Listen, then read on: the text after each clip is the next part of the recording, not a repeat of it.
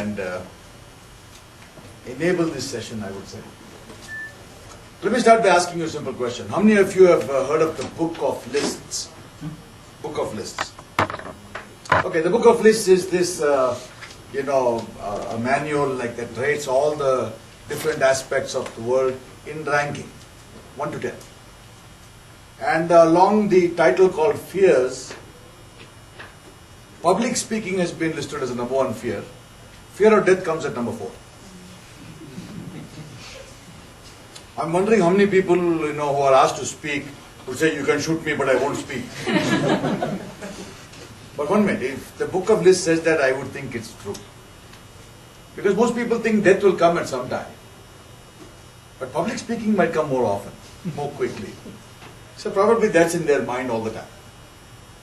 But if I were to say this, public speaking is not just the number 1 fear. If that is so, speaking in public impromptu is probably a bigger fear. Because people don't mind preparing a speech and delivering it. But I don't think they'd be that confident if I said, "Can you go up there, I'll give you a topic, speak for 2 minutes."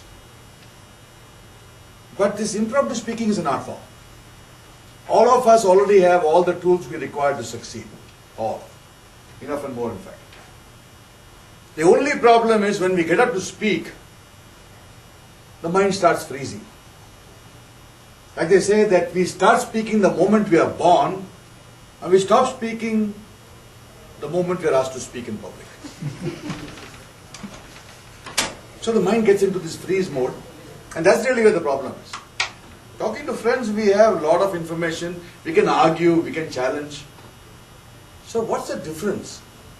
I think if you figure that out, all of public speaking becomes just easy. We don't need Toastmasters, we don't need public speaking programs. What's the difference?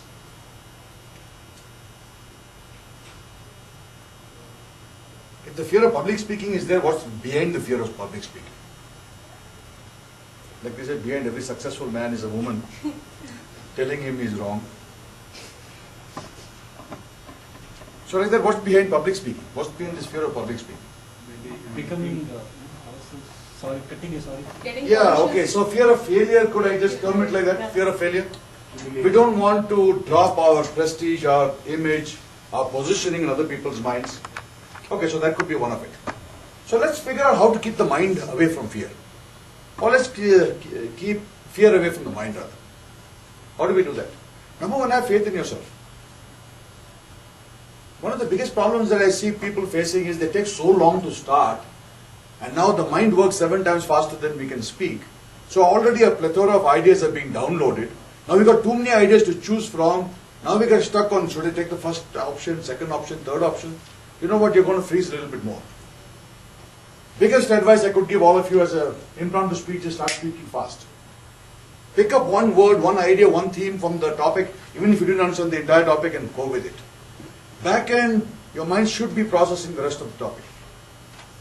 But in order to make us a little more adept, sometimes we can use a template. Like for Word or for PowerPoint, you have some regular templates. You can just click on a template and start using it straight away. So I can give you some templates like that. For instance, before and after is a good template. If I want to break this up into 3 parts, I say past, present and future. So any topic you give me, I can talk about it in past tense and say in the past, or when I was a kid. Or I can talk about it in future terms and say tomorrow, 1 year from now, 5 years from now. IBM 100 years, we can talk about up to this point of time, and then say the next 100 years. That's another way of looking at it. Or I can say in the past, right now what are we doing? And what do you think we could be doing tomorrow? So past, present, future. Almost like a present continuous, going into the future. Another way of looking at the topics is talk about problem and solution. So this is the problem, define it, tell us what you know about it, your personalized example of it, and then say this is the solution I think would be applicable. So problem, solution. You can vary this slightly by saying cause and effect. So this is the cause, and this is the effect. And how do we avoid this effect? If you want to avoid this effect, we have to change the cause. Okay, so cause and effect, problem, solution is another paradigm. One very simple one is perspectives. If If you ask my father, he would say. If you ask my son, he would say. If you ask me, I would say. Or you say my principal would have said, my teacher would have said, some students in the class might say. So I take different perspectives. Or the scientists of the world might say. You understand what I'm saying? So you look at different perspectives. How do each one look at it? For instance, if I was looking at this projector, bottom up, I would say, okay, it's a white plastic thing with some buttons on it. The person standing in front of that in the glare of this might not be able to see too much. And he say, I don't see any buttons, I don't see any plastic. I see some bright light. The person said that ant on top of the projector would see something different. Similarly, somebody behind there would see a different part of the projector, might see cables and other things, connectors behind. All of them are right. So if you want to see a particular topic in different perspectives, try to break it up. What are the most appropriate for that particular topic? So that's called perspectives. If I take this whole thing now and say, okay, let's look at another paradigm I can give you. I call these subjects. Like we had in school, history, geography, science, math. So scientifically speaking, I could address the topic. Geographically speaking, like someone talked about travel and say, okay, I went to Sri Lanka, I went to China. So the Chinese would say, that's a geographical perspective, because of place, of culture, things vary. Okay, let's say mathematically speaking, what's the point? Now if I say mathematically speaking, financially speaking, I can break this topic up into different dimensions. One of the ways I like to tackle a topic is to say the three things I'd like to say about the topic. Half the time I don't even know the first thing. But if I start with confidence and say three things, the mind is working back end. In front I'm acting like I know all the three things. You getting what I'm saying? The 3 points will come to you, believe it or not. But there's been a time when I got stuck and I didn't know what the third point was. And I said, if you understood the first two, lay somewhere in between and there is point number 3 for you. So I didn't know what to say. Third point, nothing, no third point coming. In front end, I'm not going to show you, I don't know what I'm talking about. Front end, I'm going to cover it up, I'm going to mask it, I'm going to lay it out nicely. Is that fine? One of the best tips I can give you is something which you really didn't understand the topic. Use what I call questions. Somebody give me a tough topic. Come on, let me see and I'll show you how to break it up into questions. What is the color of fear? What's the color of fear? Let's look at this topic. First of all, there are two different dimensions to it. One is color. What is color? Color like black, pink, white, blue. Okay, all the colors in the spectrum. The other is part of it is a topic called fear. You know what is fear, right? Yeah. Biggest fear on the planet is getting married. No, maybe not getting married. Biggest fear is honeymoon. Okay, some of you are already married, so you know what I'm talking about.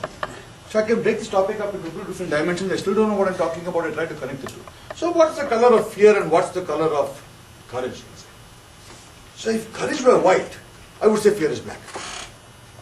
If courage were blue, I would say fear is red. Why? Because I chose that. In my mind, these are the colors. In your mind, what are the colors?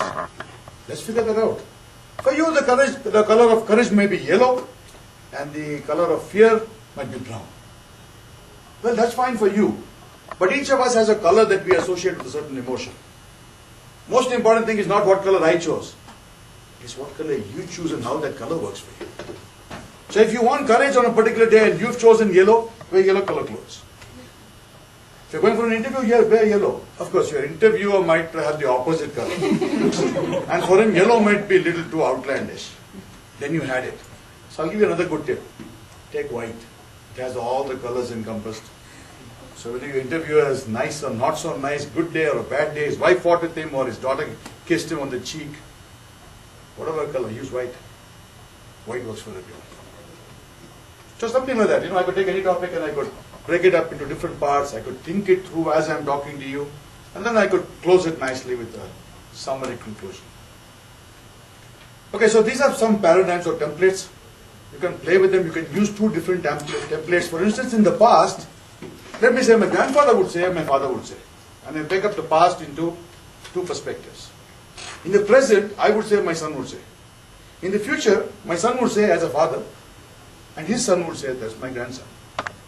So I can break it up into future and two perspectives. Or I can break it up into future and geographically speaking. So these combinations will give you a lot more options as you go along. So how does one apply a template? Practice. Say for the next 1 week I'll use only past, present, future. The week after that I'll use perspectives. So you start getting to use the template. Let me tell you, it becomes a part of your DNA. So that any topic given to you, you don't have to think, am I using a template? But the ideas will flow. Because your mind starts working in patterns, and the mind knows best how to connect the dots. So these are some things that I'd like to share with you on topics. If anybody wants to take a topic, and we'll try and analyze how it's going ahead, maybe that's a practical way of looking at topic session. Yes, you'd like to take a topic? Would anybody like to give a topic, anything that you found is difficult? Describe yourself in a word. Okay, that's an easy topic. Describe yourself in a word. The kind of person I am, one word won't be enough. You can think of so many words. And that's how people keep telling me, oh, you're awesome. Oh, you're so full of life. Okay, now awesome, take the same thing and make a pattern and say in the past awesome meant for you. In the present, what does it mean? Future, what does it mean? To be honest, as a kid, I never knew what exactly awesome means. And when I grew up, one day I realized that since people are calling me awesome, it's high time I should pick up the dictionary and find out what it really means. And that's when I realized I am awesome. And now when I look back, I feel there is still so much that I need to learn. There's still so much I can Same do. topic in perspectives. For different people, awesome has a different meaning. At times, when my mom says that you're awesome, I'm sure that she's being sarcastic. At times, when my manager says that you're awesome, I know that in the time of attrition, he wants me to stay back and not join another company. Okay, close using definition. What is awesome? Awesome is the definition of you. Because everyone is unique. Everyone is the creation of that awesome God. And that is the reason, not just me, you, each one of us is awesome. Oh, awesome. Okay, see now she used the different templates now. I stopped her, but the mind was still working. And she could switch tracks. Actually very simple. So we make a big deal out of it. Okay, this table topics, anybody wants to ask me a question or say something, take a topic, whatever. Let's make this your session. Yes, go ahead. What do you do when your mind goes blank? Sometimes it just stops. Now look at my wife. I get 10,000 ideas then. Okay, 1 minute. The mind